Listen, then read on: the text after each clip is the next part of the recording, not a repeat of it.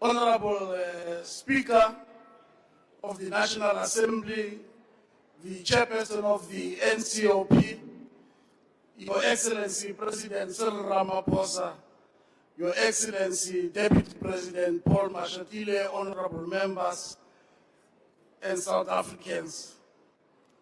Honorable Speaker, the year 2026 marks the 50th anniversary of June 16 Students' Uprising.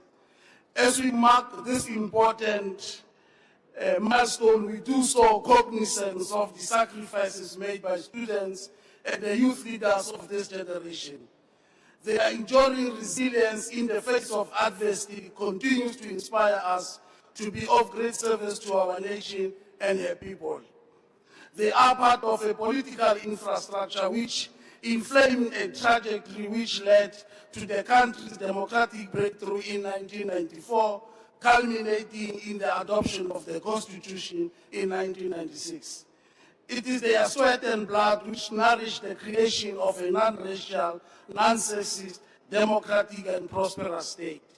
Honorable Speaker, we have gathered here today to yet again commit to our ongoing efforts of building a capable state, one that is characterized by the will of the people and is able to prioritize their needs and find solutions to their challenges.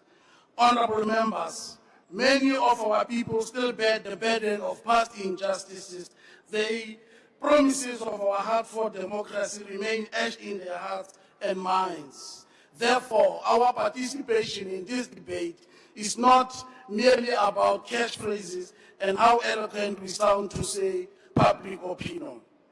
As a province, we are hard at work to turn the tide against a lightening of socio-economic challenges afflicting our developmental trajectory.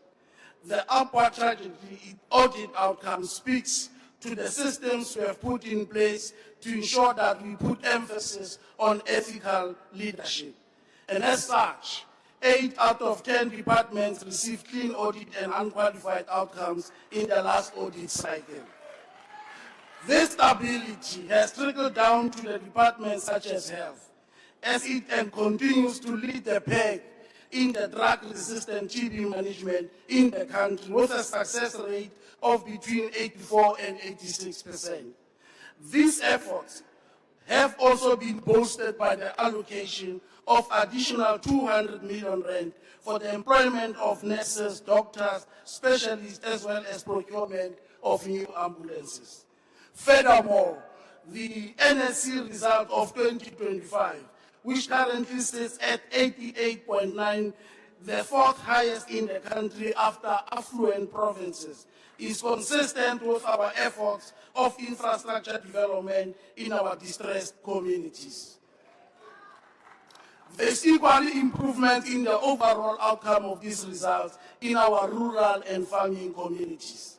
And as a consequence, we have managed to reduce the learner performance gap between disadvantaged schools with Resource 1. And as a matter of fact, 54% of bachelor passes in our province were recorded in no-fee schools. Honorable members, we are at heart like fixing local government.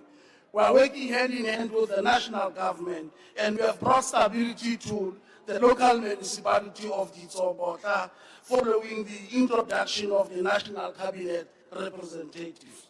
We have descended into the Matosani local municipality with a view to strengthen existing intervention measures to improve the situation. On a very positive note, the Ramaphosa local municipality this Friday will be signing a memorandum of cooperation with Infrastructure South Africa under the auspices of Adopt a Municipality initiative. This will see the municipality benefiting from various infrastructure projects that are aimed at expediting provision of services to the residents. This municipality has ticked all the right boxes in the form of improved audit outcomes as well as honoring payments to third parties. We have recently, as a province, convened what is called local government Kota Kote under the theme, every municipality must work. This is part of the ongoing commitment by the provincial government to ensure that all municipalities are functional, responsive, and accountable to the people they serve. Honorable members, there are encouraging signs of recovery after the province recorded 42,000 new jobs in the third quarter of 25-26. In the fourth quarter, it registered 36,000 additional jobs. This is a reduction of unemployment by 3.1%. Our efforts, members, of creating additional 12,000 jobs are gaining traction as we seek to implement the Bojana Special Economic Zone, which will be anchored on investment commitment amounting to 12 billion rand. We envision the SEZ license in the next financial year. In giving impetus to this bold pronouncement, we will be signing a memorandum of understanding with the Department of Public Works and Infrastructure this Friday to resuscitate the Pilanesberg Airport. We will be collaborating and working with Infrastructure South Africa. And once fully operational, the airport will serve as a strategic access point to Sun City Pilanesberg National Park, as well as a special economic zone, thus creating various economic opportunities for our locals.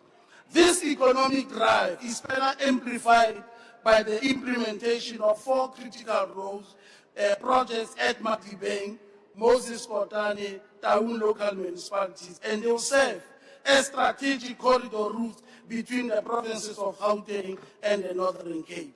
We have set aside a budget of 980 million rands this financial year so that we are able to create employment and sustain our jobs.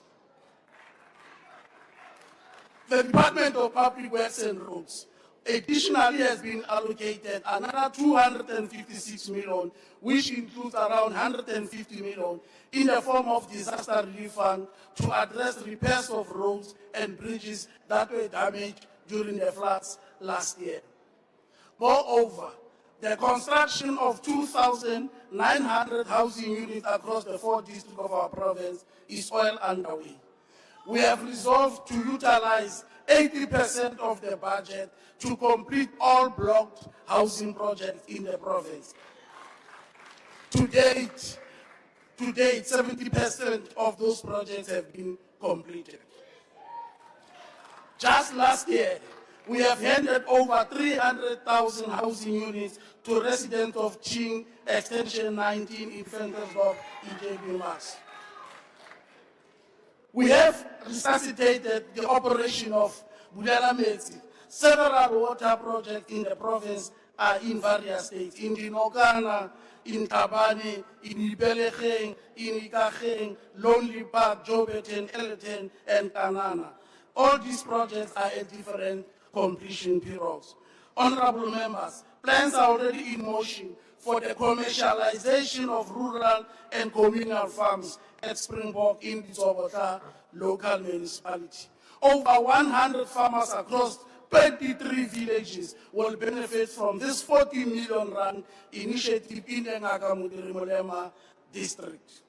The Provincial Disaster Management Center has been activated to assist farmers and help them to arrest the spread of the foot and mouth disease in the province. We have put measures in place for farmers to adhere to the dictates of the protocols for the movement of cattle as a means to avoid and curb this new infection. As I conclude, Madam Speaker, the Nigerian author and novelist Ben Okri averts, and I quote, "Where there is perfection, there is no story to tell," unquote. We have never claimed to be perfect, but will be true to the cause of reversing all the injustices meted on our people over 300 years of colonial apartheid rule. Let's build communities together. Thank you very much. Thank you, Honorable Member.